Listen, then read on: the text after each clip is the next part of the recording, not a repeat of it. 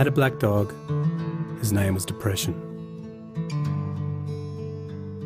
Whenever the black dog made an appearance, I felt empty and life just seemed to slow down. He could surprise me with a visit for no reason or occasion. The black dog made me look and feel older than my years.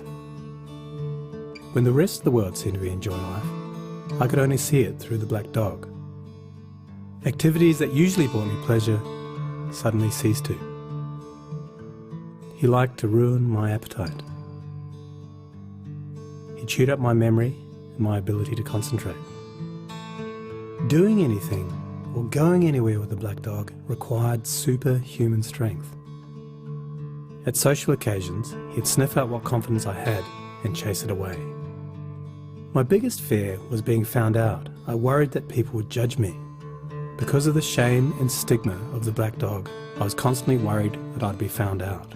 So I invested vast amounts of energy into covering him up. Keeping up an emotional lie is exhausting. Black dog could make me think and say negative things.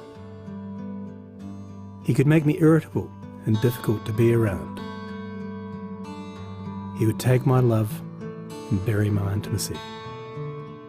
He loved nothing more than to wake me up with highly repetitive and negative thinking. He also liked to remind me how exhausted I was going to be the next day.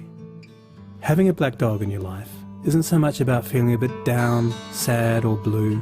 At its worst, it's about being devoid of feeling altogether. As I got older, the black dog got bigger and he started hanging around all the time. I'd chase him off with whatever I thought might send him running. But more often than not, he'd come out on top. Going down became easier than getting up again. So I became rather good at self-medication, which never really helped. Eventually, I felt totally isolated from everything and everyone. The black dog had finally succeeded in hijacking my life. When you lose all joy in life, you can begin to question what the point of it is. Thankfully, this was the time that I sought professional help. This was my first step towards recovery and a major turning point in my life. I learned that it doesn't matter who you are, the black dog affects millions and millions of people. It is an equal opportunity mongrel. I also learned that there was no silver bullet or magic pill. Medication can help some, and others might need a different approach altogether. I also learned that being emotionally genuine and authentic to those who are close to you can be an absolute game changer. Most importantly, I learnt not to be afraid of the black dog, and I taught him a few new tricks of my own. The more tired and stressed you are, the louder he barks, so it's important to learn how to quiet your mind. It's been clinically proven that regular exercise can be as effective for treating mild to moderate depression as antidepressants, so go for a walk or a run and leave the mutt behind.